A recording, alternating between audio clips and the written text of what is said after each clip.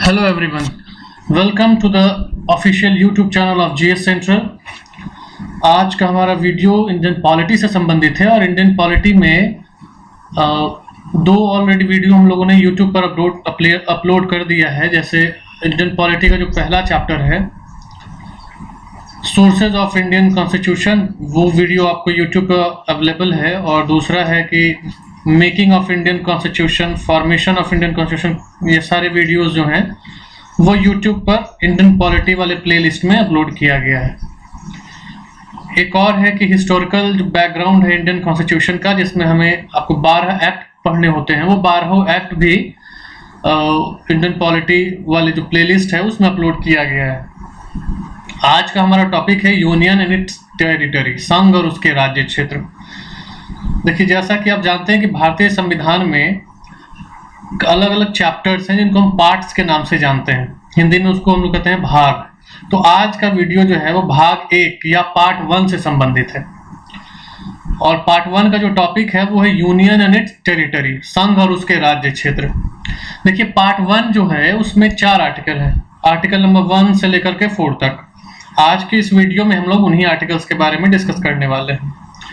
अच्छा, अगर अभी तक चैनल सब्सक्राइब नहीं किया है आप लोगों ने तो उसको सब्सक्राइब कर लीजिए, और भी जो फ्रेंड्स वगैरह हैं आपके उनको भी बुला लीजिए, उनको शेयर कर लीजिए।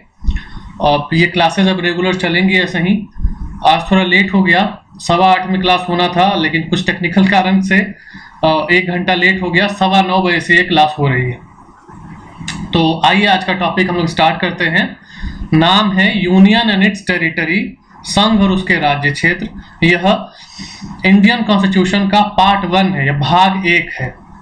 स्क्रीन पर जो आपको दिख रहा है वो इंग्लिश में वो लिखा हुआ है, उसका मीडियम इंग्लिश है, लेकिन हम बात हिंदी में कर रहे हैं। तो आप इंग्लिश मीडियम और हिंदी मीडियम इन दोनों स्टूडेंट्स के लिए बेनिफिशियल है, तो चिंता करने की कोई बात नहीं है। और बीच में अगर कहीं भी कोई दिक्कत है तो आप कमेंट करते जाइए, उसका आंसर मैं आपको बताते जाऊंगा। तो आप सबों का स्वागत है लाइव में, और आइए आज स्टार्ट करते हैं। तो सबसे पहले हमें ये जानना है कि इसमें जो 4 आर्टिकल है, आर्टिकल को हिंदी में अनुच्छेद कहा जाता है, आर्टिकल नंबर 1 से 4 तक। आर्टिकल नंबर 1 क्या कहता है? तो जैसा कि स्क्रीन पर दिख रहा होगा आप लोगों को, आर्टिकल नंबर 1 में लिखा हुआ है name and territory of the union. मतलब नाम क्या है इस देश का और इसका राज्य क्षेत्र क्या है। सबसे पहले तो आप ये जान लें कि ये जो देश है उसका नाम क्या है। तो officially according to Indian constitution इस देश के 2 ही नाम है। हिंदी में क्या नाम है? स्क्रीन पे दिख रहा है आपको, इंडिया इंग्लिश का नाम है, और हिंदी में है that is Bharat. Shall be a union of states. Union of state का मतलब है कि ये राज्यों का एक संघ है। तो भारतीय संविधान के पार्ट 1 का आर्टिकल 1 स्टार्टिंग में ही इस बात को मेंशन कर देता है, इस बात को समझा देता है कि भारत जो है वो हिंदी में नाम है और इंग्लिश में नाम है इंडिया। और ये क्या है? तो यूनियन ऑफ स्टेट है। यूनियन ऑफ स्टेट कहने का मतलब राज्यों का संघ है। अच्छा, यहाँ पर यूनियन वर्ड जो है उसको आपको याद रखना जरूरी है। यूनियन का मतलब ये है कि भारत में जो राज्य हैं वो चाहकर भी इस देश से अलग नहीं हो सकते हैं। अगर एक दूसरा उदाहरण देखा जाए तो इसका दूसरा उदाहरण हो जाता है आपका अमेरिका।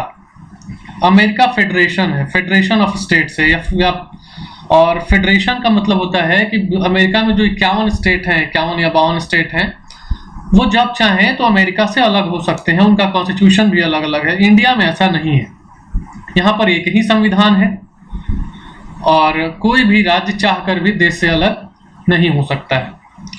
इसी अनुच्छेद 1 में जो दूसरी बात लिखी गई है वो ये है कि the states and the territory thereof shall be as specified in the first schedule।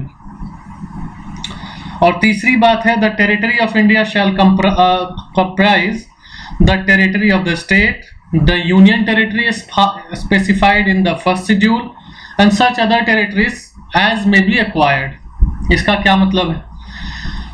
तो देखिए, भारत के जो यूनियन है, यूनियन ऑफ स्टेट्स है, इसमें क्या क्या शामिल है? तो सबसे पहले तो इसमें राज्य शामिल है। वर्तमान में राज्यों की संख्या कितनी है? 28 राज्य हैं, आपको मालूम है। यूनियन टेरिटरीज जो हैं ये भी इस देश का हिस्सा है। और सी में ये कह रहा है कि such other territories as may be acquired, मतलब इन फ्यूचर आने वाले वक्त में अगर भारत सरकार किसी क्षेत्र को अपने में समाहित कर लेती है, जीत लेती है, तो वह भी भारत का हिस्सा माना जाएगा। तो इस प्रकार आर्टिकल 1 जो है वो कंप्लीट होता है। एक बार रिवाइज करवा दे रहा हूं। आर्टिकल 1 में जो बातें लिखी हुई हैं उसमें सबसे पहली बात है कि देश का नाम लिखा हुआ है। कौन से दो नाम है? इंग्लिश में इंडिया और हिंदी में भारत। देश का जो नेचर है वो बताया गया है कि यह यूनियन ऑफ स्टेट है, राज्यों का एक संघ है, अविनाशी संघ है, राज्य अलग नहीं हो सकते हैं। अगली बात जो बताई गई है वो यह बताई गई है कि इसमें शामिल कौन कौन है, किसके अंग क्या क्या है। तो इसके अंग हैं राज्य, 28 राज्य इसके अंग हैं। जो संघ राज्य क्षेत्र या यूनियन टेरिटरीज हैं वो इसके अंग हैं। और इन फ्यूचर अगर भारत सरकार किसी हिस्से को अपने में समाहित कर लेती है, मिला लेती है, जीत कर एक्वायर कर लेती है, तो वो भी भारत का हिस्सा माना जाएगा।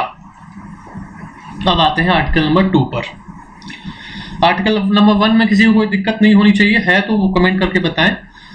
आर्टिकल नंबर 2 पे आते हैं। आर्टिकल नंबर 2 कहता है एडमिशन और एस्टेब्लिशमेंट ऑफ न्यू स्टेट, नए राज्यों का देश में समावेश करने की और उनको राज्य का जो दर्जा है वो देने की जो बात है वो आर्टिकल नंबर 2 में बताई गई है। जैसे लिखा हुआ एडमिशन, तो सबसे पहले आप जानिए कि एडमिशन का मतलब क्या होता है। एडमिशन शब्द का मतलब है कि आप उस क्षेत्र का हिस्सा या उस ऑर्गेनाइजेशन या उस संगठन का हिस्सा बनने जा रहे हैं जिसका हिस्सा अभी तक आप नहीं है। जब बच्चे का स्कूल में एडमिशन होता है तो बच्चा एडमिशन से पहले उस स्कूल का हिस्सा नहीं होता है, एडमिशन के बाद उसका हिस्सा बनता है। तो एडमिशन का मतलब है समावेश उसको करना, उसको अपने में मिलाना। और establishment of a new state मतलब उस किसी क्षेत्र को भारत में उसको शामिल कर लिया गया और उसको राज्य का जो है वो रैंक दे दिया गया या उसको दर्जा दे दिया गया। ये कहता है आर्टिकल नंबर 2। अब जैसा कि स्क्रीन पे दिख रहा है, पार्लियामेंट में by law admit into the union और establish new states on such terms and conditions as it think fit. कहने का तात्पर्य यह है कि संसद जो है, संसद कानून से या जो उसको उचित लगे, जिस विधि से उसको उचित लगे, नए क्षेत्रों को देश में समावेशित कर सकती है और उसे राज्य का दर्जा भी दे सकती है। यह कहता है आर्टिकल नंबर 2।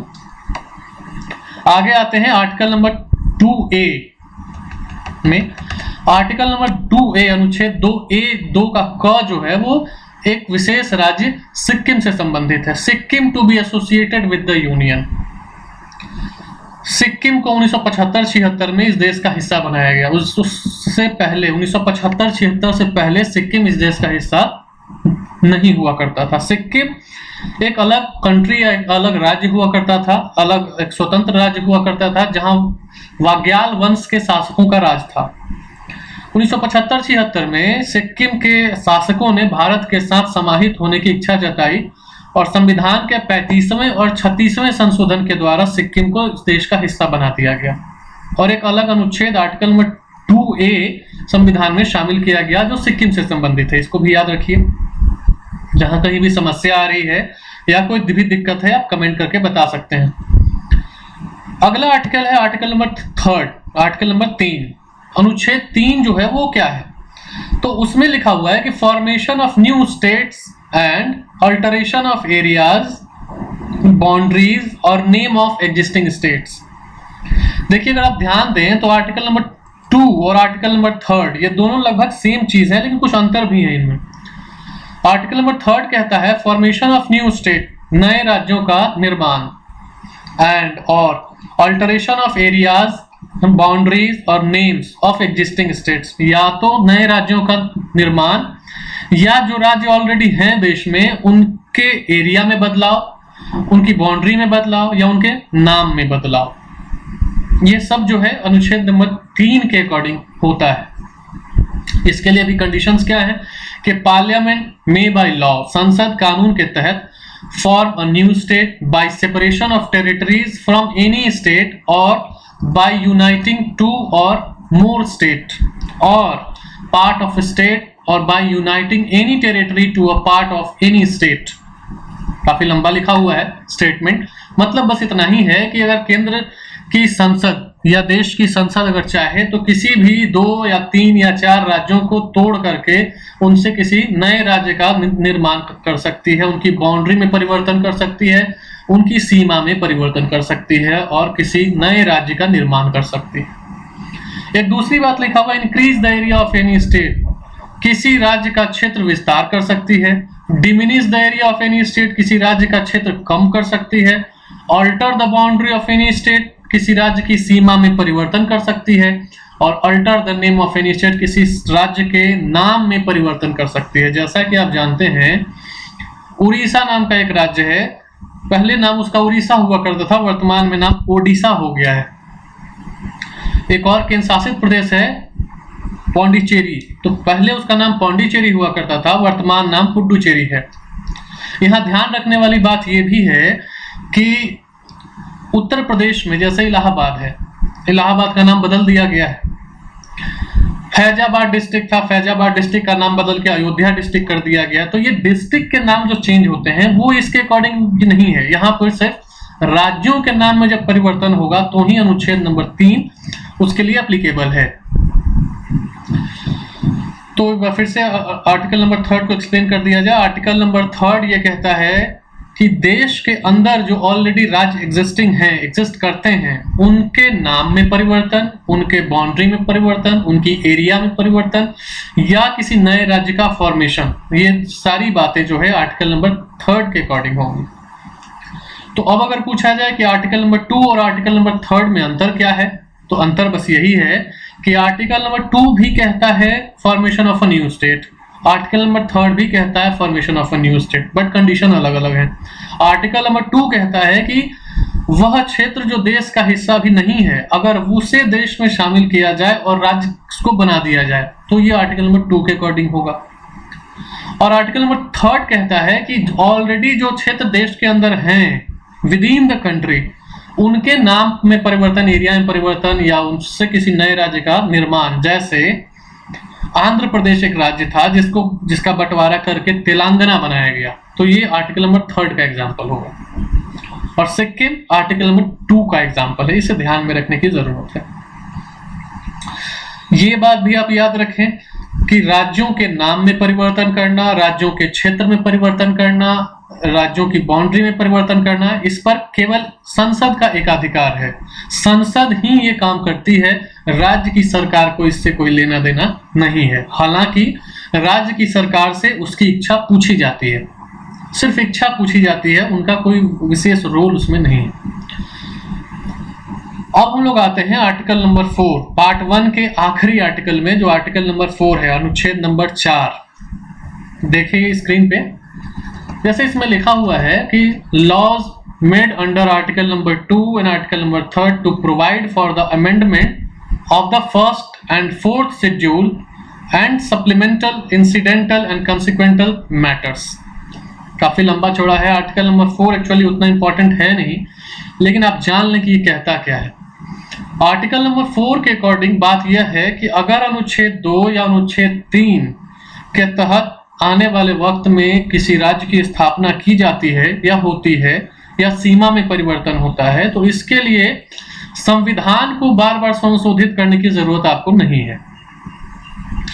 संसद किसी सामान्य कानून के द्वारा ये काम कर सकती है, ये कहता है आर्टिकल नंबर 4। ये याद रखने की जरूरत है आप लोगों को। अब इसमें हम लोग आगे आते हैं, तो अदर कुछ और फैक्ट्स हैं उसके बारे में जानना है। जैसे स्क्रीन पर लिखा हुआ है, articles under which Sikkim was made part of union, article number 2A है वो। Article under which Telangana was made part of Indian union, तो आर्टिकल नंबर 3 है। ये सब फैक्ट्स हैं जो आपको याद रखने हैं। Article number 3, original provision was amended bye constitution, 5th amendment act 1955 में 24 दिसंबर 1955 को हुआ था आर्टिकल नंबर 3 में अमेंडमेंट। यूनियन ऑफ स्टेट का मतलब बता चुका हूं मैं आपको। अच्छा, एक चीज और है, territorial water versus international water, ये आपको याद रखना है। टेरिटोरियल वाटर क्या होता है? समुद्री सीमा की बात होती है इसमें। आगे एक चीज और यहां दिख रहा होगा आप लोगों को, इकोनॉमिक जोन, EEZ। तो आप पहले टेरिटोरियल वाटर को एक बार देख लीजिए, international water. The territorial water and the exclusive economic zone shall also become part of the state और union territories in the absence of any listing of them separately in schedule 1 and 4 of the constitution। जब हम लोग कहते हैं भारत का राज्य क्षेत्र, तो उस राज्य क्षेत्र में टेरिटोरियल वाटर भी शामिल होते हैं, इकोनॉमिक जोन शामिल है उसमें, जिसको हम लोग अभी आगे एक्सप्लेन कर रहे हैं। तो एन इकोनॉमिक जोन, EEZ उसको कहते हैं, exclusive economic zone is a sea zone prescribed by United Nation convention on the law of the sea over which a state has special right over the exploration and use of marine resources including energy production from water and wind. It stretches from the baseline out of 200 nautical miles या 370 kilometre from its coast. कई बार परीक्षाओं में पूछा जाता है कि exclusive economic zone क्या होता है। सबसे पहले आप ये याद रखें कि एक्सक्लूसिव इकोनॉमिक जोन जो है, इसके लिए कन्वेंशन है, अंतरराष्ट्रीय एक संधि है जो यूनाइटेड नेशंस कन्वेंशन के आधार पर है, और उसके आधार पे कहा जाता है कि किसी भी क्षेत्र या देश की अंतर्राष्ट्रीय सीमा जो है, उससे अगर लगा हुआ कोई समुद्री एरिया है, तो उस समुद्र में उस देश के स्थलीय सीमा से लेकर के 370 किलोमीटर अंदर समुद्र तक का जो क्षेत्र है, वो उस देश का एक्सक्लूसिव इकोनॉमिक जोन है। उस क्षेत्र का उपयोग वह देश एनर्जी प्रोडक्शन के लिए और दूसरे इकोनॉमिक एक्टिविटीज के लिए कर सकता है। इसको याद रखना है कितनी दूरी तक, 200 नॉटिकल माइल्स तक। अगर इसको किलोमीटर में कहा जाए तो 370 kilometre from its coast. Coast मतलब होता है तट। अगर इंडिया के रेफरेंस में इसकी बात कर ली जाए तो इंडिया के साउथ में, साउथ की साइड, एक साइड आपका पश्चिम की ओर अरब सागर है और पूरब की ओर जो है वो बंगाल की खाड़ी है। नीचे अगर देखा जाए तो हिंद महासागर है। इन तीनों दिशाओं में 370 किलोमीटर समुद्र के अंदर तक इंडिया का एक्सक्लूसिव इकोनॉमिक जोन है। 7th पॉइंट जो आपको स्क्रीन पर दिख रहा है उसके बारे में बात कर ले। The difference between territorial C and the exclusive economic zone is that the first confers full sovereignty over the waters, whereas the second is merely a sovereign right which refers to the coastal state right below the surface of the sea. The surface water, as can be seen in the map, are international waters. 7वां point ये कह रहा है कि territorial सी और EEZ exclusive economic zone में अंतर क्या है। तो इसको ध्यान से आप सुनिए। टेरिटोरियल सी जो होता है वो कोस्ट लाइन से लेकर के और जहां तक की वो दूरी है उसके बीच उस कंट्री को फुल सॉवरेनिटी उस पर हासिल होती है, संपूर्ण संप्रभुता होती है। मतलब वो पूरा क्षेत्र जो है वो उस देश का है और वो देश उस एरिया में चाहे जो उसको करना है वो कर सकता है।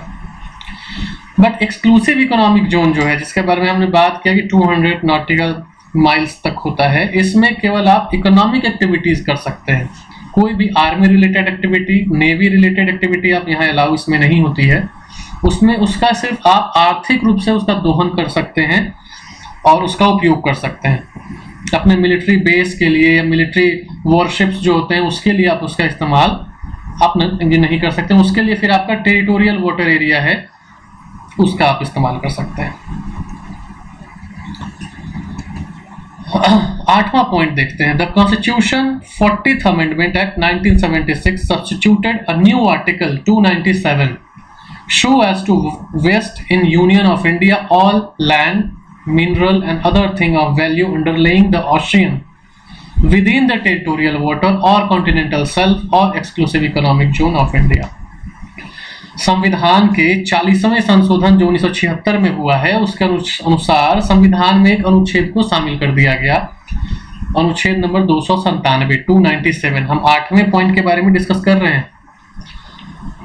अनुच्छेद नंबर 297। अब ये अनुच्छेद क्या कहता है? तो अनुच्छेद 297 के आधार पर भारत संघ जो है, यूनियन ऑफ स्टेट जो है जिसका इंडिया नाम है, इसके पूरे राज्य क्षेत्र में जमीन के अंदर जो भी खनिज हैं या इसके कोस्टल एरिया से 200 नॉटिकल माइल्स या 370 किलोमीटर के बीच समुद्र के अंदर जो भी चीजें हैं उस पर भारत की संसद का अधिकार होगा। कहने का तात्पर्य यह है कि पूरे देश के स्थलीय सीमा के अंदर अगर जमीन के नीचे कोई भी मिनरल है, कोई भी खनिज है, या मेटल है, या नॉन मेटल है, कुछ भी है, वो भारत सरकार की संपत्ति होगी। और दूसरी बात, जो एक्सक्लूसिव इकोनॉमिक जोन वाला एरिया है हमारा समुद्र के अंदर 200 नॉटिकल माइल्स तक, उसके अंदर भी अगर पेट्रोलियम है या कोई अन्य मिनरल है, कोई खनिज है, उस पर भी भारत सरकार का अधिकार है, वो भारत सरकार की संपत्ति है। अगला देखते हैं point number 9। The territorial water, continental shelf, exclusive economic zone and other maritime zone act 1976 was enacted by the Indian government to notify the sovereign right on these areas for dealing with other countries। अब भारत की संसद ने इसके लिए कानून भी अपना बना रखा है, जिस कानून का नाम आपको स्क्रीन पे यहाँ दिखाई दे रहा होगा पॉइंट नंबर 9 में। और 9th पॉइंट क्या कहता है? The territorial water, continental shelf. Territorial water मतलब होता है क्षेत्रीय, जो आपके जल की जो सीमा है।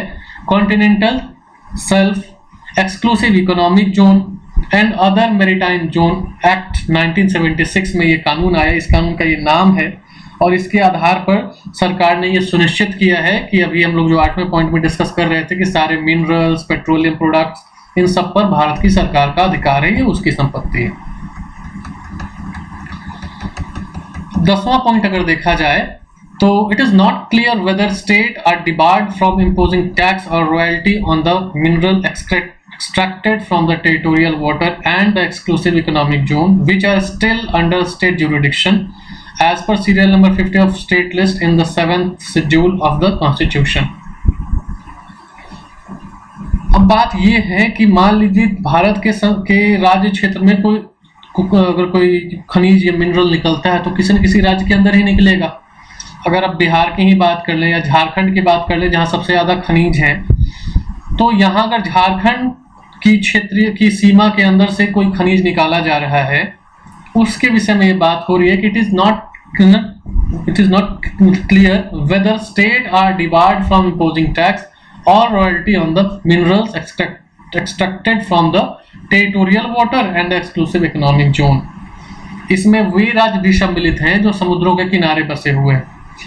वहां पर जो खनिज निकाला जाता है, सामान्यतः होता यह है कि जिस राज्य से या जो राज्य उसके बगल में है वहां से खनिज निकाला जा रहा है, उसकी रॉयल्टी का कुछ हिस्सा राज्य की सरकार को भी मिलता है।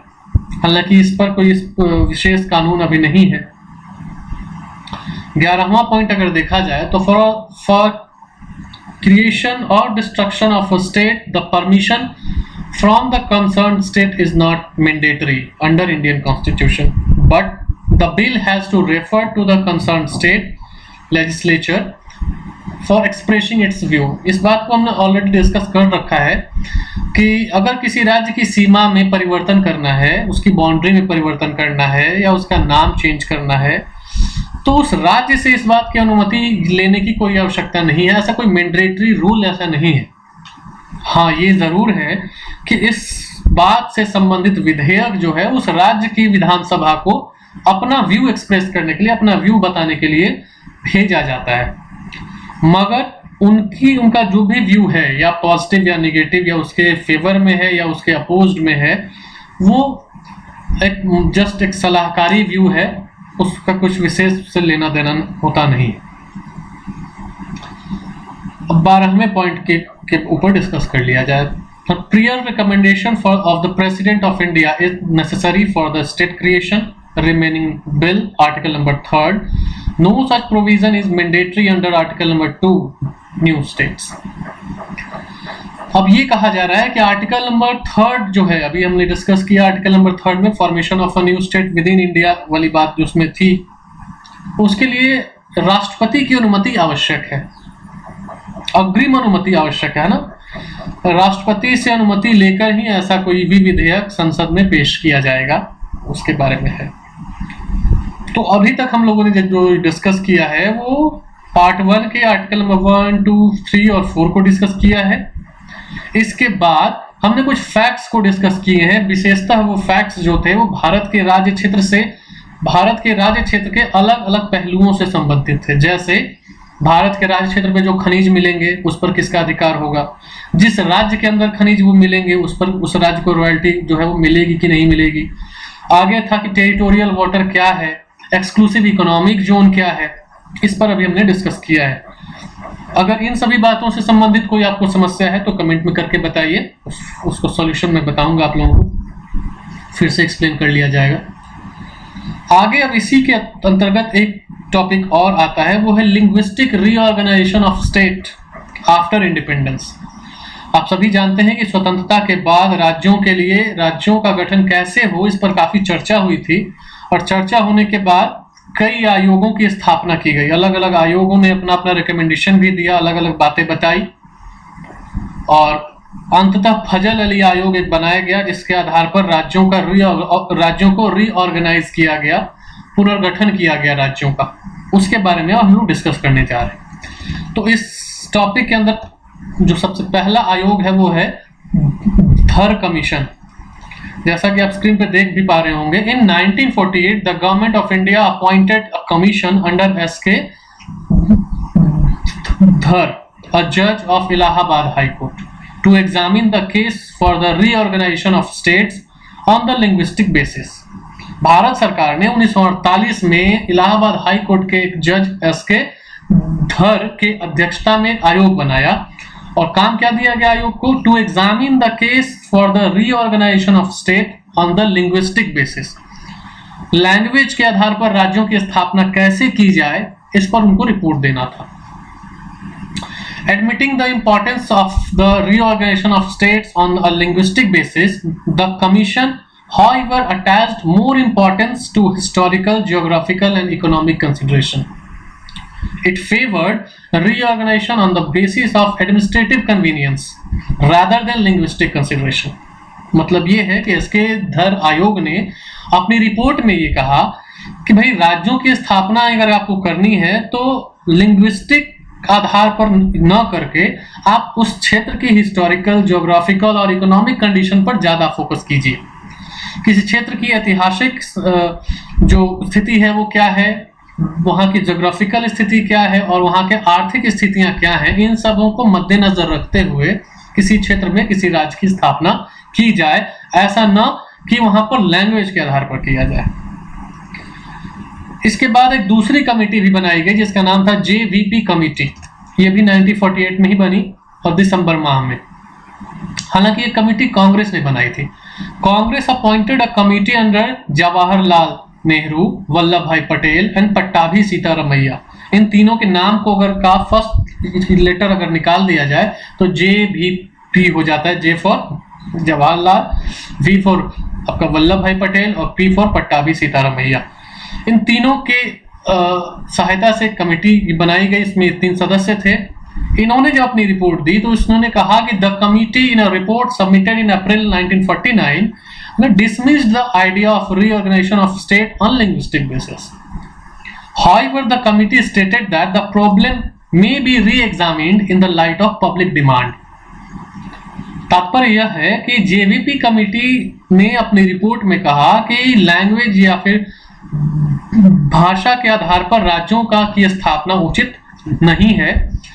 हालांकि इस कमेटी ने यह भी कहा कि अगर पब्लिक यही चाहती है, अगर जनता की यही इच्छा है, तो इस बात पर फिर से विचार किया जा सकता है।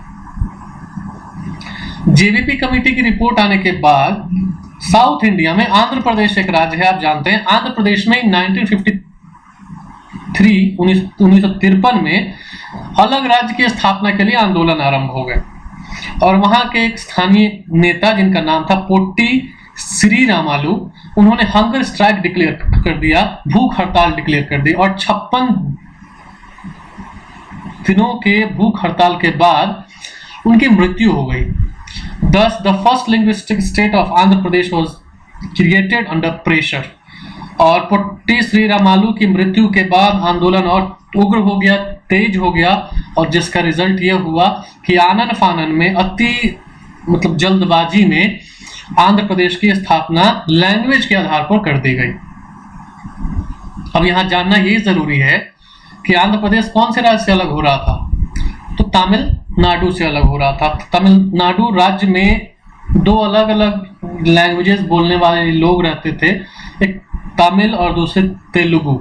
तमिलनाडु के लोग तमिल बोलते हैं। आंध्र प्रदेश वाली जो जनता थी वो तेलुगु बोलती थी, और तेलुगु अलग भाषा अलग संस्कृति होने के कारण वो अलग राज्य की मांग कर रहे थे। यहाँ पर जो नेता है उनका नाम याद रखिएगा, पोटी श्रीरामालू। 56 दिनों तक इनकी हंगर स्ट्राइक चली थी और 56वें दिन इनकी मृत्यु हो गई, और काफी प्रेशर में आकर के केंद्र सरकार को उस समय आंध्र प्रदेश को अलग राज्य का स्टेटस जो है वो डिक्लेयर करना पड़ा। इसके बाद फिर से केंद्र सरकार ने एक कमेटी और बनाई जिसका नाम था फजल अली आयोग, फजल अली कमीशन। फजल अली कमीशन ने की स्थापना जो हुई वो 1953 में हुई थी, आपके दिसंबर के माह में, डेट यहाँ पर दिया हुआ है, दिसंबर 22, 1953 में। और तत्कालीन प्रधानमंत्री ने अनाउंस किया इस आयोग के स्थापना का। इस आयोग के 2 अन्य सदस्य जो थे वो थे के एम पनिकर और एच एन कुंजरू। तो कुल मिला के फजल अली आयोग में 3 सदस्य थे, एक खुद अध्यक्ष फजल अली साहब और दूसरे के एम पनिकर और एच एन कुंजरू। इस कमीशन ने अपनी जब रिपोर्ट दी तो इस कमीशन ने अपनी रिपोर्ट में कहा कि the commission recommended the reorganisation of the whole country into 16 states and 3 centrally administered area. Commission ने अपनी रिपोर्ट में कहा कि पूरे देश को 16 राज्यों और 3 केंद्र शासित प्रदेशों में बांट देना चाहिए। आगे चल करके इस रिपोर्ट को एक्सेप्ट कर लिया गया, और एक्सेप्ट कर ही नहीं किया गया, थोड़े बदलाव भी किए गए इसमें, और बदलाव करके भारत को 14 राज्यों और 6 केंद्र शासित प्रदेशों में बांट दिया गया। इसके लिए एक अधिनियम भी आया जिसका नाम था स्टेट रीऑर्गेनाइजेशन एक्ट इन 1956। 1956 में राज्य पुनर्गठन विधेयक पास हुआ, कानून बना, और इस कानून के आधार पर 14 राज्यों और 6 केंद्र शासित प्रदेशों की स्थापना की गई। आगे आप देखते हैं कि ये 14 स्टेट्स कौन कौन से थे। तो इनके बारे में अगर देखा जाए तो ये 14 स्टेट्स के नाम आपको स्क्रीन पे दिखाई दे रहे होंगे। ये हैं आंध्र प्रदेश, असम, मतलब फिर बिहार, बॉम्बे, अच्छा बॉम्बे उस समय राज्य हुआ करता था, फिर जम्मू कश्मीर, केरला, मध्य प्रदेश, फिर मद्रास राज्य हुआ करता था, मैसूर राज्य हुआ करता था, उड़ीसा, पंजाब, राजस्थान, उत्तर प्रदेश और वेस्ट बंगाल। ये 14 राज्य हुआ करते थे। ये हम आजादी के बाद की बात कर रहे हैं, 1956 की। 6 संघ राज्य जो क्षेत्र थे उनमें थे अंडमान निकोबार आइलैंड्स, दिल्ली, हिमाचल प्रदेश, लक्षद्वीप, मिनिकॉय, अमनदीवी आइलैंड्स, मणिपुर और त्रिपुरा। ये सभी उस समय केंद्र शासित प्रदेश हुआ करते थे 1956 के स्टेट रीऑर्गेनाइजेशन एक्ट के अनुसार। आगे चल करके फिर आपका बॉम्बे स्टेट है 1960 में, उसको डिवाइड किया गया। वहां से बॉम्बे राज्य को विभाजित करके वहां से आपके 2 अलग अलग राज्य बने। मराठी बोलने वाले लोगों का एक अलग राज्य जो है वो बना, नाम महाराष्ट्र, और जो गुजराती बोलने वाली जनता वहां थी उसके लिए एक अलग राज्य बना, मतलब गुजरात। तो आपको याद रखना है कि महाराष्ट्र और गुजरात एक ही राज्य से अलग हुए हैं, नाम था बॉम्बे, बॉम्बे से अलग हुए। 1963 में फिर नागालैंड की स्थापना हुई। बाद में आगे चल के जो इंडिया में फ्रांसीसी और पुर्तगाली उपनिवेश थे उनको भारत में शामिल करवाया गया।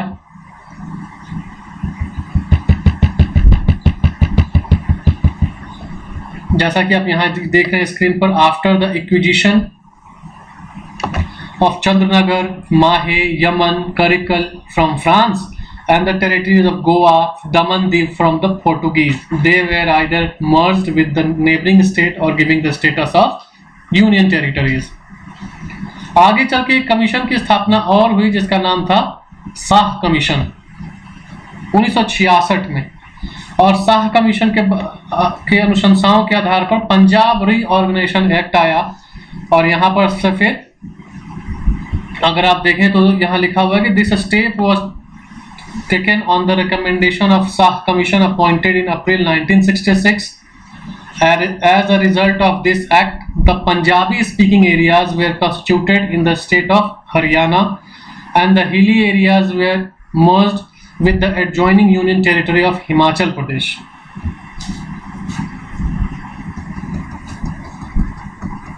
आगे फिर Chandigarh made a union territory was to serve as a common capital of Punjab and Haryana. The two states will also have a common high court, common university and joint arrangement for the management of the major components of the existing irrigation and power system. With the division of Punjab, the strength of state rose to 16 to 17. आगे चल करके फिर और भी राज्यों की स्थापना होती रही है वक्त वक्त पर।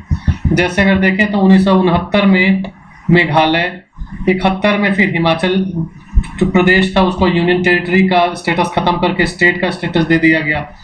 75 में फिर सिक्किम को इंडिया में शामिल करा लिया गया। इस प्रकार से अगर देखते जाए तो आगे फिर 1986 में मिजोरम को यूनियन टेरिटरी से हटा करके स्टेट बना दिया गया। फरवरी 1987 में अरुणाचल प्रदेश से यूनियन टेरिटरी का दर्जा वापस लेके उसको राज्य का दर्जा दे दिया गया। 1987 में जो है अब गोवा को अलग राज्य का दर्जा दे दिया गया। अगर अभी वर्तमान की बात की जाए, अब एक चीज और याद रखना कि 2000 के वर्ष में नवंबर के माह में 3 अलग और राज्यों का फॉर्मेशन हुआ। छत्तीसगढ़, उत्तराखंड, उत्तरांचल उस समय उसका नाम था, और झारखंड। वर्तमान स्थिति की बात अगर की जाए तो अभी वर्तमान में भारत में 28 राज्य हैं और 8 यूनियन टेरिटरी हो गए हैं। अब यहाँ 9 लिखा हुआ है, अब 8 हो गए हैं। और ये 28 राज्य कौन कौन से हैं? तो आंध्र प्रदेश है, अरुणाचल प्रदेश है, फिर आसाम है, बिहार, छत्तीसगढ़, गोवा, गुजरात, हरियाणा, हिमाचल प्रदेश, झारखंड, कर्नाटक, केरल, मध्य प्रदेश, मणिपुर, फिर महाराष्ट्र, मेघालय, मिजोरम, नागालैंड, उड़ीसा, पंजाब, राजस्थान, सिक्किम, है ना, फिर तमिलनाडु, मतलब त्रिपुरा, उत्तर प्रदेश, उत्तरांचल, वेस्ट बंगाल और तेलंगाना। यूनियन टेरिटरीज अब 8 हो गए हैं। अंडमान निकोबार आइलैंड है, फिर चंडीगढ़ है ना, फिर दमन और दीव, दादर नागर हवेली, इन दोनों को एक में मिला दिया गया है। अब इसको दमन और दीव के साथ मिला दिया गया है। फिर दिल्ली, लक्षद्वीप, पौंडीचेरी, जम्मू कश्मीर जो है उसको अब यूटी बना दिया गया है, और एक वहां पर और यूटी बन गया है, वो है Ladakh. Union territory of Delhi, इसके बारे में भी थोड़ा स्पेशल अलग से जानना है। क्या है देखते हैं क्या करके। अच्छा, फॉर्मेशन ऑफ स्टेट्स जो हैं उनके ईयर कम से कम आप याद रखिएगा। ईयर के बारे में कई बार रेलवे वगैरह में एग्जाम, एनटीपीसी के जो एग्जाम होते हैं उसमें वो पूछता है कि कौन से स्टेट का की स्थापना कब हुई, किस राज्य की स्थापना कब हुई, या अलग अलग विभिन्न परीक्षाएं जो होती हैं उसमें भी विभिन्न राज्यों के स्थापना का वर्ष, वो डेट नहीं केवल वर्ष पूछता है, तो उसको आपको याद रखना अनिवार्य है, जरूरी है। अब हम दिल्ली की बात कर लें थोड़ा स्पेशल। तो union territory of Delhi became national territory of Delhi on February 1992 under 69th Amendment Act। संविधान के 69वें संशोधन 1992 के अनुसार दिल्ली जो एक संघ राज्य क्षेत्र था उसको राष्ट्रीय राजधानी क्षेत्र का स्टेटस दे दिया गया, दर्जा दे दिया गया। और वहां पर शासन करने के लिए मेट्रोपॉलिटन काउंसिल हुआ करती थी जिसमें 56 सदस्य हुआ करते थे, उसको रिप्लेस कर दिया गया और वहां पर एक विधानसभा की स्थापना कर दी गई 1992 में।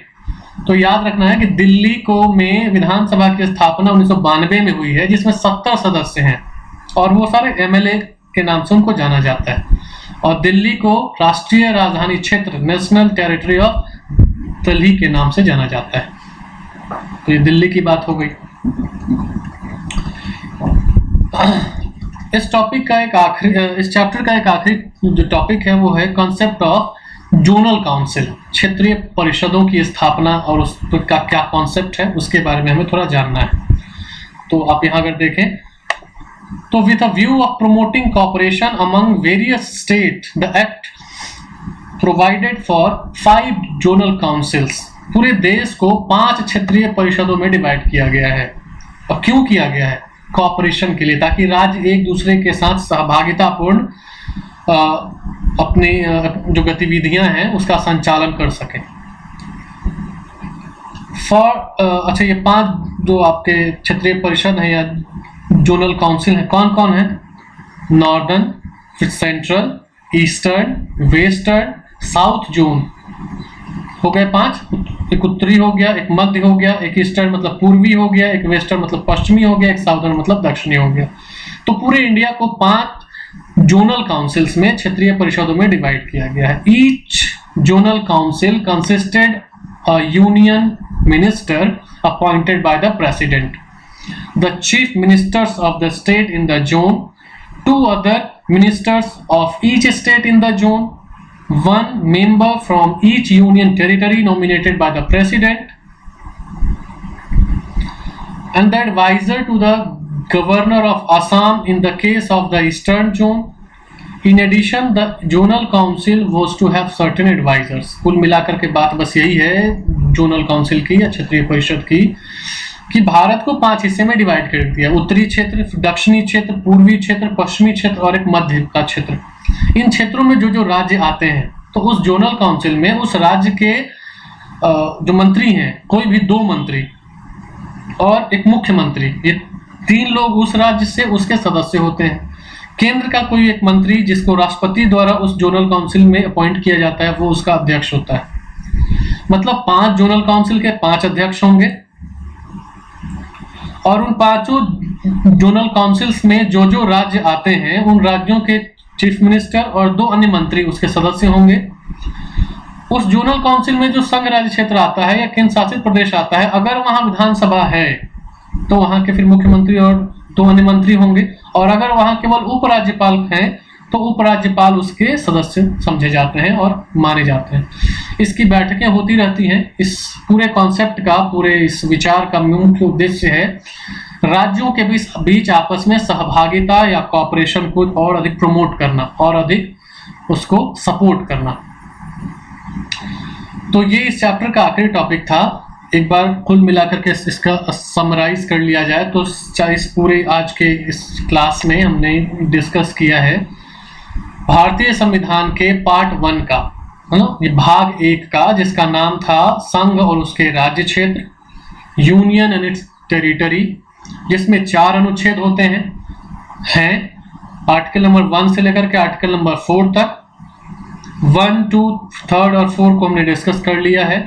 उसके बाद हमने डिस्कस किया टेरिटोरियल एरिया क्या होता है, एक्सक्लूसिव इकोनॉमिक जोन क्या होता है, देश के अंदर जो खनिज पदार्थ हैं उस पर किसका अधिकार है, जिस राज्य में है उसको रॉयल्टी उसको मिलती है कि नहीं मिलती है, समुद्री सीमा हमारी क्या है या समुद्र में हमारा अधिकार कहाँ तक है। उसके बाद हमने बात की है लिंग्विस्टिक स्टेट पर राज्यों की रीऑर्गेनाइजेशन की आफ्टर इंडिपेंडेंस, स्वतंत्रता के बाद राज्यों का जो पुनर्गठन किया गया उसके लिए अलग अलग कमेटियों के बारे में हमने डिस्कस किया है इस वीडियो में। और अभी वर्तमान में जो राज्यों की स्थिति है, उनकी स्थापना, किस राज्य की स्थापना कब हुई है और कौन से राज्य से वो अलग हुआ है या कब उसकी स्थापना हुई, उसका हमने जिक्र किया है। हमने राष्ट्रीय राजधानी क्षेत्र दिल्ली के बारे में अलग से जिक्र किया है कि 1992 में उसको राष्ट्रीय राजधानी क्षेत्र का दर्जा दिया गया और वहां पर मेट्रोपॉलिटन काउंसिल जो थी उसको हटा करके विधानसभा की स्थापना कर दी गई, जिसमें 70 सदस्य हैं। अब जानते ही हैं वर्तमान में अरविंद केजरीवाल वहां के मुख्यमंत्री हैं। और इस चैप्टर के सबसे लास्ट में हम लोगों ने क्षेत्रीय परिषद या जोनल काउंसिल्स के बारे में डिस्कस किया है। इस पूरे चैप्टर से संबंधित कोई भी अगर आपको प्रॉब्लम है तो कमेंट में हमें बताइए, उसका जवाब हम बताएंगे आपको। अगली क्लास से हम इस वीडियो को और ज़्यादा इंटरेक्टिव बनाने की कोशिश करेंगे।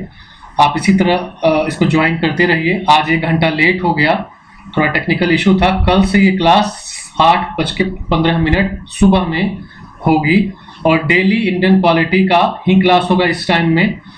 और फिर आगे हम लोग चाह रहे हैं कि शाम के समय रात में एक और क्लास करने का, तो वो किसी दूसरे विषय का होगा। अभी शायद वो हिस्ट्री का हो, तो डेली सुबह में इंडियन पॉलिटी का क्लास इसी टाइम में 8:15 पर, और डेली रात में उसकी टाइमिंग आपको बता दी जाएगी। हिस्ट्री का क्लास चलेगा लाइव, आप इससे जुड़ें और अपनी जो भी समस्याएं हैं वो बताएं। आपका ये वीडियो आपको कैसा लगा हमें कमेंट करके आप ज़रूर बताएं। हम पूरी कोशिश करेंगे कि अगले क्लास से इस वीडियो को और ज़्यादा इंटरेक्टिव बनाया जाए और ज़्यादा अच्छा बनाया जाए, आपके लिए और ज़्यादा उपयोगी इसको बनाया जाए। वीडियो देखने के लिए थैंक यू वेरी मच। आप अपना सपोर्ट जारी रखें। मैं भी मतलब काम कर रहा हूँ, उसके लिए मेहनत कर रहा हूँ, आप भी मतलब करें और मिल करके अपनी पढ़ाई को हम जारी रखेंगे। ठीक है, थैंक यू वेरी मच, मिलते हैं अगले वीडियो में।